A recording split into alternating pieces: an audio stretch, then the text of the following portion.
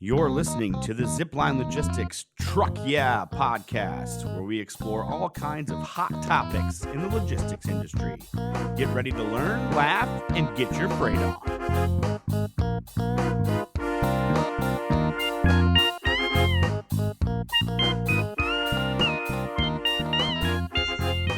Ladies and gentlemen, welcome back to another edition of the Zipline Logistics podcast. My name is Jesse Jewett. Joined with me, as always, our Director of Training and Development, Teddy Lee Knox. Teddy, how's it going? It's going good. Excited to talk about some OTIFs, which is one of my favorite subjects, and that's on time in full for those of you that are not our standard listeners. We got another retailer episode. We do. It's a retailer that I'm very familiar with from delivering into it almost daily for the last 12 years plus of my logistics career here at Zipline. Yeah. We're talking about Walmart. I assume you're familiar with Walmart? In multiple ways. Shopping there, delivering there. Nice. We're going to talk about the requirements. They have some strict requirements for on-time in full, some chargebacks, and what you can do to prevent missing those metrics that they've set for you. Yeah. So let's just dive into it. On time in full.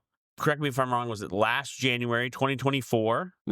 Walmart changed its OTIF, on time in full, from 98% adherence to 90%?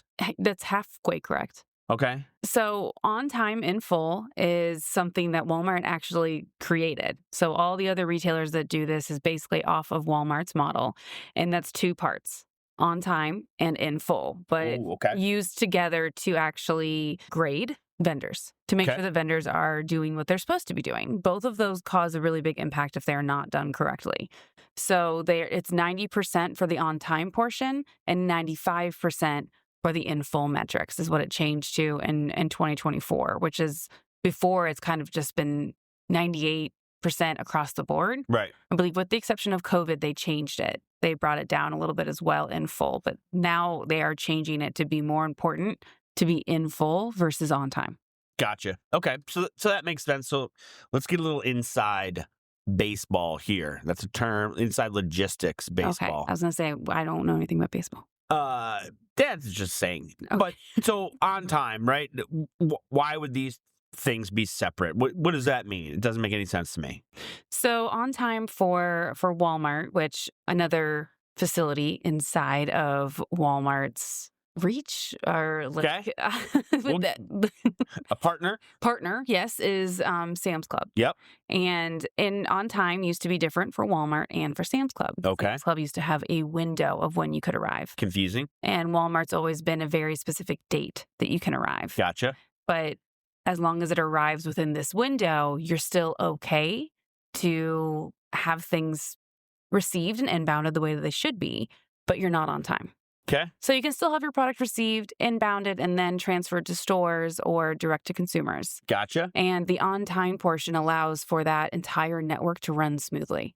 If things that makes sense. Are not on time to these depot centers, which are warehouses, they can't then be put on outbound trucks and sent to stores, other depot centers, or other warehouses for e-commerce. Products on the shelf. Got it. Exactly. All right. Walk me through the difference for our listeners out there, the difference between on time and in full. So on time is the time that is a very specific date that the vendor or brand agrees to with their buyer. So whoever is actually buying their product to go to specific stores. We need Walmart. PO number 1234 to deliver on February 26th. To the following stores. Yep. We want these SKUs, these products. The following DCs, right? DCs, yes. Yep. Okay. And then those DCs will then go to the specific stores that will be filled. Yep. Now, in full is, again, going back to that SKU level data. So what they actually ordered within that purchase order number. Gotcha. And the quantities. All right. So PO 1234, it's due on February 26th. It has 10 pallets of red pepper potato chips. It's got 12 pallets of green pepper potato chips. And it's got 4 pallets of just regular old potato chips. Yep. And so the in full part, I guess it probably gets down to like the case level even. Did that particular DC receive all of those items, those POs at the case level that I just outlined in full? Or are all of those accounted for? Absolutely. So how does a brand prevent that from from slipping through the cracks. So having a good inventory and having a good network where these products can be found. So if you have one warehouse, everything's in one spot. If you have multiple warehouses, sometimes you're having to do transfers. But a lot of that is that inbound and that availability, and even sometimes in cases like Walmart, that repack of what needs to happen in order to be on the shelves of these stores. I don't know if you've ever dealt with this, of seeing issues that happen in full and maybe why, or why you think this might be more important than on time or more highly graded than. Well, that's interesting. I think obviously the most important part is, Walmart is a business. They want the products on the shelves that are selling. Mhm. So if they change it to where green pepper potato chips are more important than red pepper potato chips, they might change a PO and expedite something. If you don't have that product ready to go, if it's not, in some cases, obviously it's manufactured here in the United States. In others, it's imported from an outside country. So Mhm. that's where the logistics steps within the network will apply. That, Yeah. you got to have everything planned ahead of time to deliver on the expectations that Walmart has. So Yeah.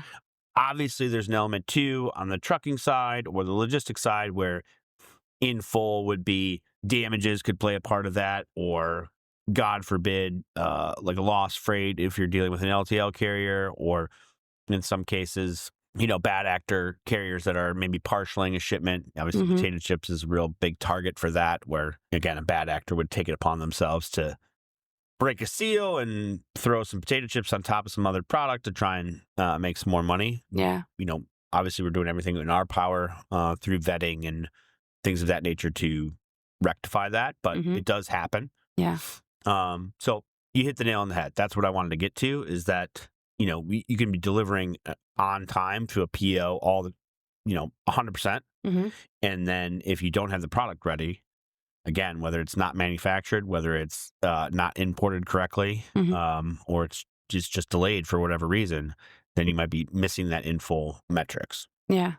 I've always thought it was their way to kind of weed out people that don't have their inventory set up correctly. Like, it's Yeah. kind of like a sneaky way to be like, if you can't keep up with the forecasting, then your shelf space is going to go down or you're going to be penalized.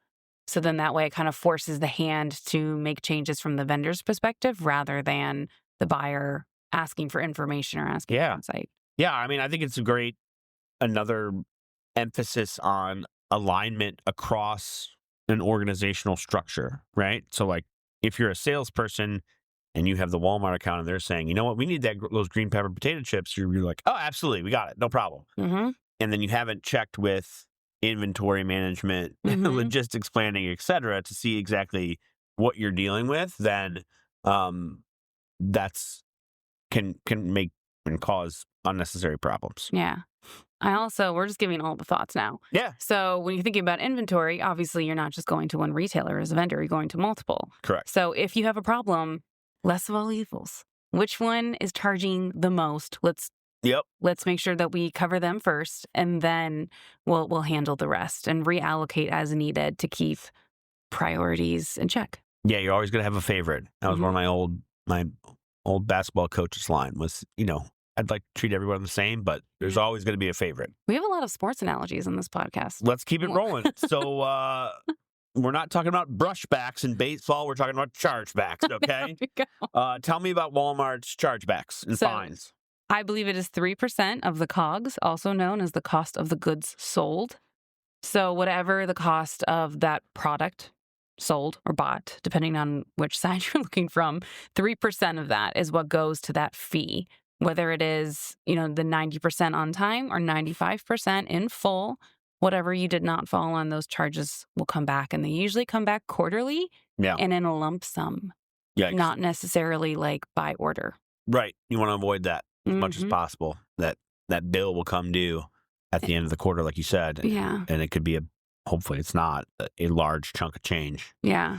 But that obviously causes some problems. And I honestly think it's tough to say, like, avoid it. You can't always avoid these things in Sure. supply chain. That's just something that's known. So I feel like if you're hearing people tell you that we can help you avoid this completely, that's a lie unless they're actually in your warehouse, in your inventory. We have, like, logistics partners really have no control over the info.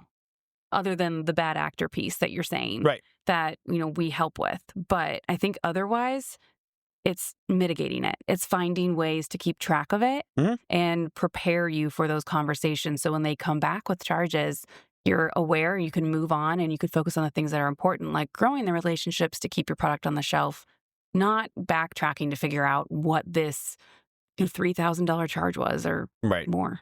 I think that's one of the best things that we do with Canopy, our proprietary intelligence tool. Yep. It houses all of the PODs. It houses on-time delivery information based on what's provided by the customer. And you can track that. You can track that daily. You can track that weekly.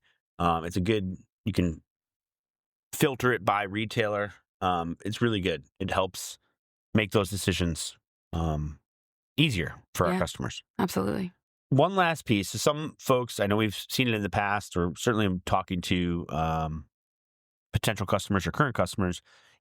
Hey, you know what we're going to do? We're just going to make sure that this is CPU. We're going to let Walmart handle it. Walk me through those details.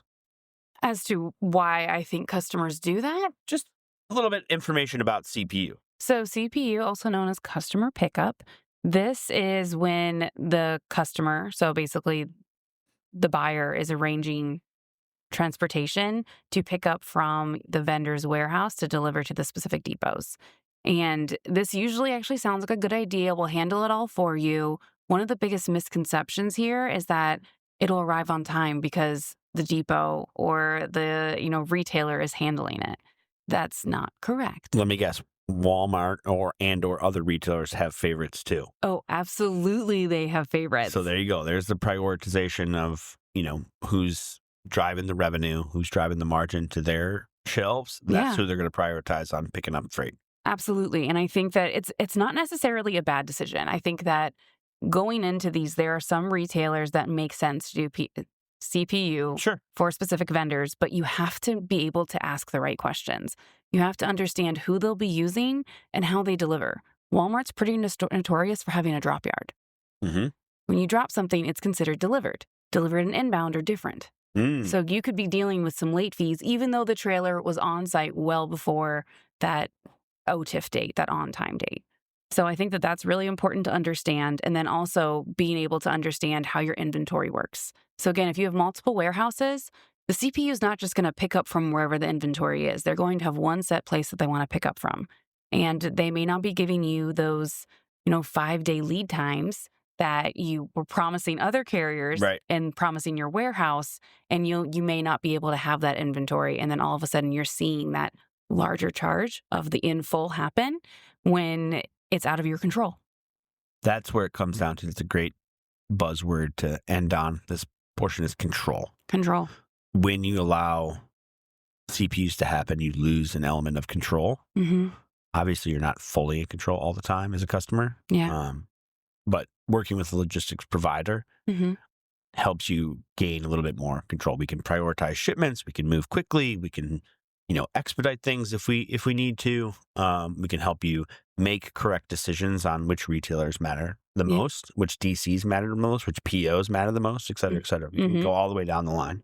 And I think that's a great point. So when you're giving up that control, you're giving up specific elements, which is the visibility, the communication, and the choice. Yep. And that can be really tough.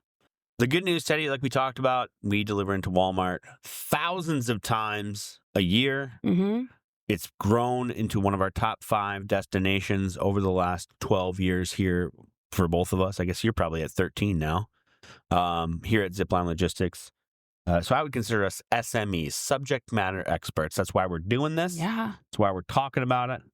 You can check us out on our website, www.ziplinelogistics.com. We have a white paper all about OTIF for Walmart. Please leave us a 5-star review on Spotify or Apple and give us a call at 888-GO-ZIPLINE if you have any other questions. Thank you all again for joining us in another edition of the Zipline Logistics podcast. We'll see you next time.